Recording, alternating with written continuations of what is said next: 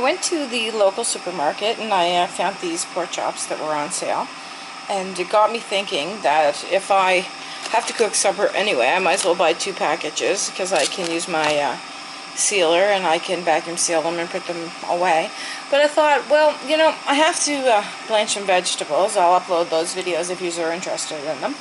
So I was like, well, I have to cook supper, I have to blanch some vegetables. Why not show what I do for my portion control?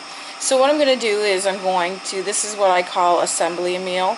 And why I call it assembling a meal is because I make it a convention, or I'm sorry, not convention. I make it a conveyor belt kind of system. Like I have my dehydrated garlic, I have my mixed spices here, which are all right here. I have my blanched sweet peppers, I have my onions, my green peppers, my Spanish onions, my yellow sweet peppers, my carrots that have been blanched, my mushrooms that have been blanched, and I have my potatoes that have been blanched. So I'm going to build a meal, and I'm going to start off with the pork chop. I'm going to get a pork chop, and I'm going, well, actually, it's me and my husband eating tonight, so there's only the 2 of us, and I only eat 1, so I'm going to get 3 pork chops. I'm going to put them in this casserole dish, and then I'm going to go around the assembly line, and I'm definitely going to add in each, and then I'm going to show you what I do with the leftovers. So we're going to go around the assembly line. I'm going to add in some potatoes.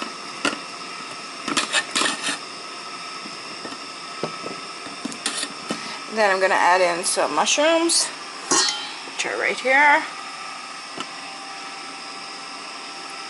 And then I'm going to add in some carrots, which are right here.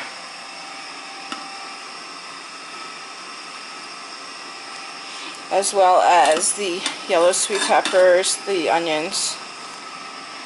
Just going to add those in, sprinkle them on the top. Some onions, some green peppers, some white onions,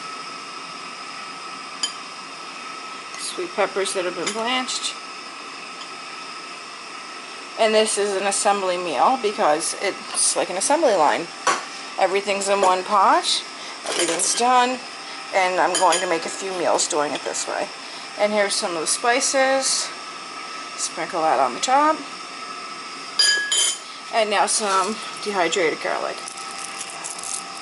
So I'm just going to add some water in there. I'm going to bake it in the oven for an hour on 375, and I'll bring it back. What we're going to do with the leftovers is I'm going to make meals in a bag for either 1 person or 2 people. I have 2 pork chops in here, and then we're going to put the potatoes in, which are right. And everything's going in the bag because everything has been ready for the freezer. And this is a way to definitely keep track of your portion control. It's so easy to cheat on your diet if your portions aren't already done for you. And if you want to, say, save the prep time, even if you're not on a diet, this is definitely a good way to have your meals done before you don't have to worry about if you're running late or anything. Plus there's so little waste, and you don't have to worry about if you have enough ingredients to make something. You know that when you take this out of the oven, or I'm sorry, out of the freezer, you know that it's ready and it wants to go in the freezer just as much as you, or I'm sorry, it wants to go in the oven. I'm sorry. Having a bad day and everything seems to be jumbled on the words here. And we're going to put our spices in there, as well as our dehydrated garlic. And then we're going to vacuum seal that up. And there we have a meal. And this is for 2, and we're going to use a Sharpie to write that on the front of it. We're just going to seal it and vacuum it now. And these bags are the bags from the foodbackbags.com, and I'll put the link at the bottom. I do like the fact that you can custom make these whatever size you need them, because as you can see I have a meal for 2 in here, and it's definitely a way to check your food portions, make sure nothing goes to waste, saves you lots and lots of money for sure. So there you have it. It's my assembly line, and I'm going to make a couple more of these single serving, and I'll bring it back and show you what the difference is. So I just wanted to show I made 4 bags of assembly ready meals. So like, subscribe, and so this is what our assembly meal looks like after an hour in the grill, or in the oven, or however you want to cook it. And as you can see, the potatoes are pretty hot. That's what we can say, but as you can see, the fork will go right through them.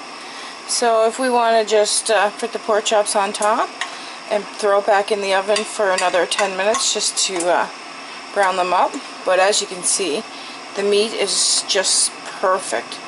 It's very tender.